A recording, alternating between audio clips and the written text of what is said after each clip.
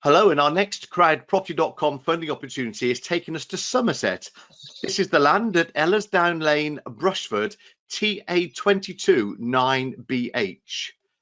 Now, CrowdProperty is a specialist project lender utilising a diverse source of capital to provide debt lending to professional property businesses through their online platform. CrowdProperty is authorised and regulated by the Financial Conduct Authority under permission number 723959. CrowdProperty is not covered by the Financial Services Compensation Scheme. There are risks with any loans you make, and just like all peer-to-peer lending, your capital is at risk. CrowdProperty endeavours to protect all lenders. This is done by registering the legal first charge against the property project. This means that in the very unlikely event a borrower defaults on the loan, CrowdProperty will be able to take ownership of the project and manage it for the lenders. Now, the property is owned by Brushford Developments Limited, their company registration number 12302693. The owner and director of the company is Martin Baum, and I'm delighted to say that Martin is with us. Welcome along. Tell us a little bit more about you and your background.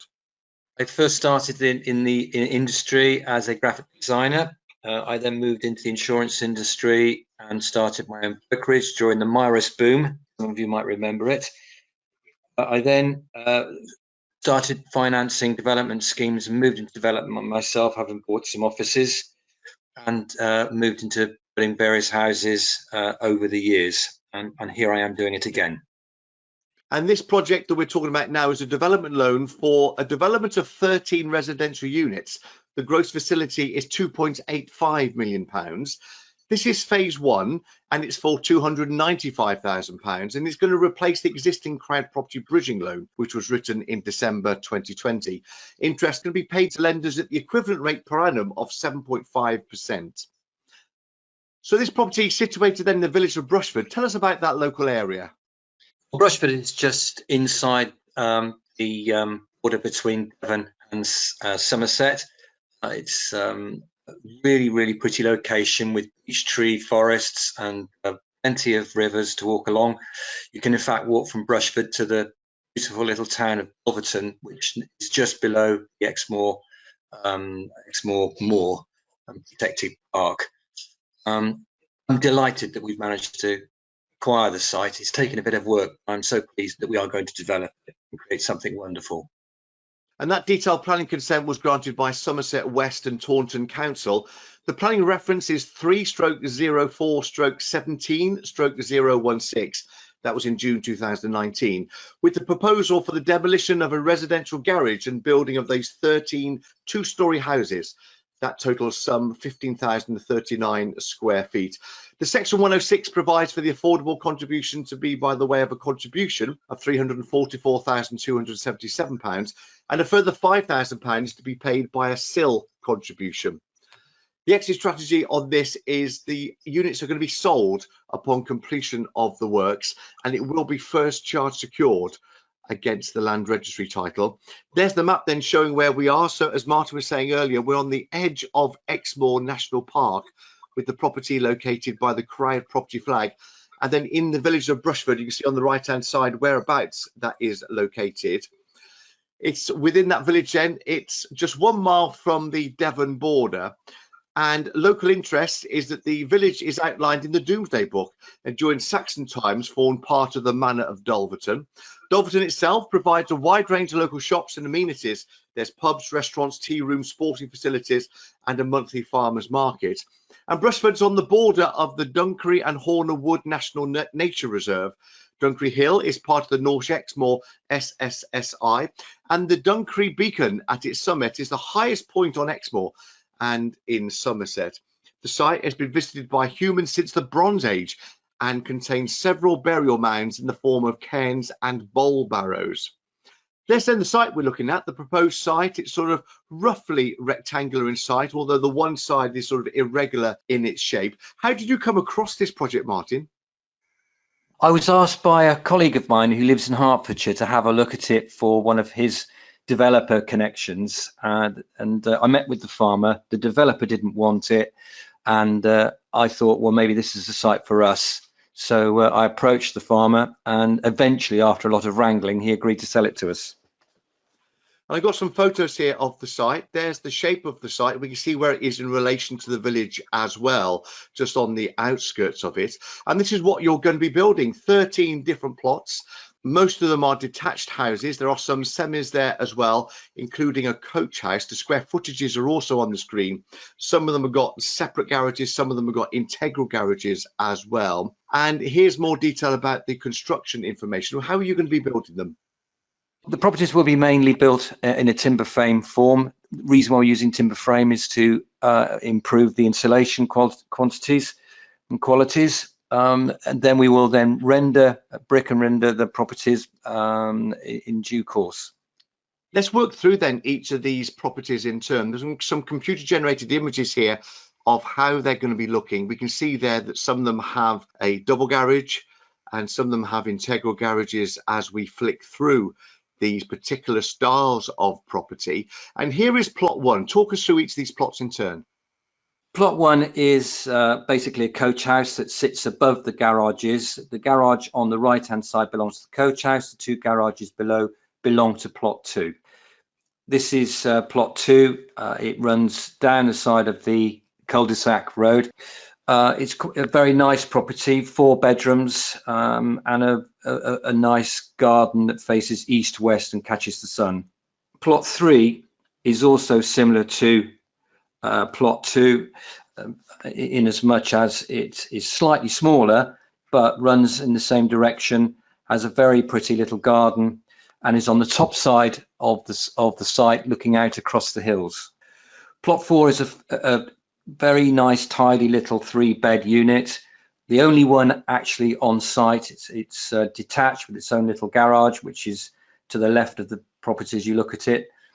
Again, on the north side of the site, looking out over the hills.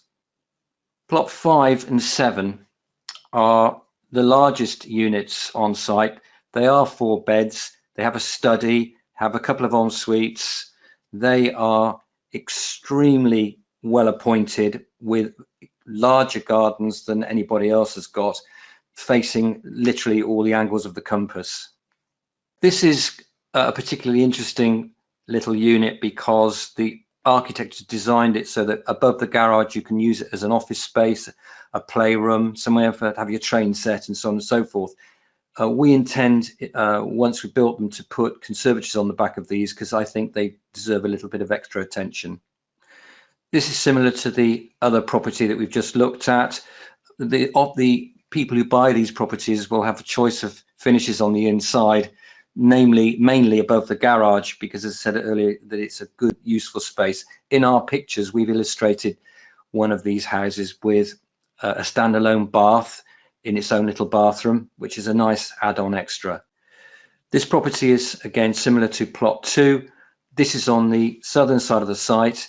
Has a south-facing garden, a double garage, which has already been reserved. This is the first of the semi-detached houses. It's a 2-bed unit. Both the detached houses are on the southern side of the site with nice gardens, and again, they also have their own garages. This is the larger of the semis. It's a 3-bed unit, again on the south side of the site. It has a single garage and a very pretty little garden with a patio. This is the same as the one we looked at previously. Again, this would be plot 12. Very neat little house with a pleasant garden and a nice aspect looking out over the hedge towards the trees and fields beyond. And finally, plot 13. This one has been reserved next to the entrance to the site. A very, very pretty little house, and again, well appointed, like all the houses on site. You mentioned, Martin, that a couple of these have already been reserved. Who's your target market? We assumed when we started planning to work out who was going to buy the site and the fixtures and fittings and the finishes, we decided that we'd be looking for an audience or a buyer who would probably be somebody who was empty nesting, moving away from sort of the London area, Reading, that kind of part of the world. And they would probably be around about 55 to 60. we put the properties into Rightmove, and that was the exact market that approached us. They mainly were interested in the specification of the properties and the fact they were low maintenance and had a low carbon footprint. You've worked on other projects previously. I've got some case studies I'd like you to talk through. Tell us about this one in Charlton Kings. Well, this was a house that my wife and I built in just outside Cheltenham, in a place called Battledown, and it was the last remaining plot in Battledown that hadn't got a house on it that was going to be knocked down. And we applied for planning permission, and the planning officer said that we could literally do whatever we wanted, which is rare these days for them to say something like that.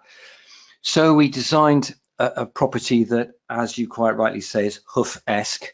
I know Peter Hough, and I'm sure I'd like to think he would be pleased with what we created. But it was a brick and block construction, not timber frame in this instance. The reason why we did it brick and block was because we wanted the upstairs to have a beam and block floor, and upstairs also had underfloor heating.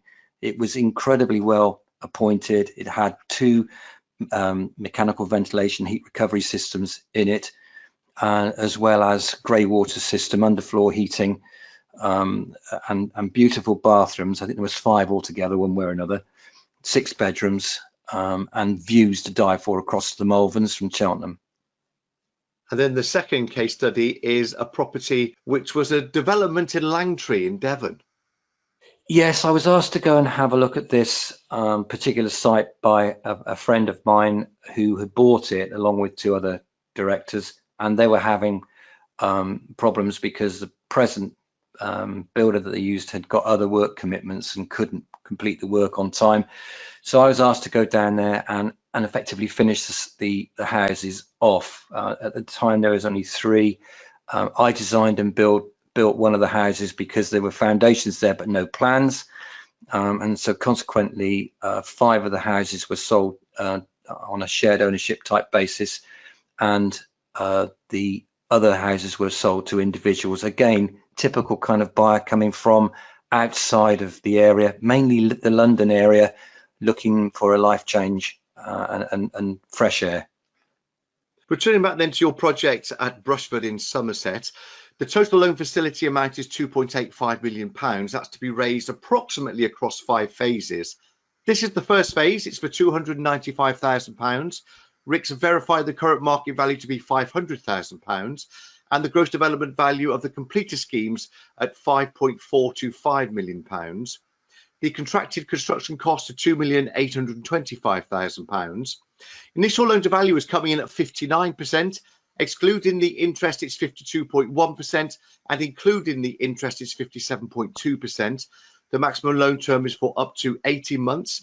Investors on this project are to be getting paid interest at the equivalent rate of 7.5% per annum. Exit strategy is that upon completion of the construction works, the properties are going to be sold, and it will be first charge secured at the land registry. So your next steps are to make sure that you understand the loan. Please carry out your own due diligence and then decide how much you would like to lend. CrowdProperty.com is the place to be to pledge on launch. The anti-money laundering checks will be carried out, and then you'll be invited to send your funds to your own online e-wallet. You'll start earning interest on completion of the loan agreement.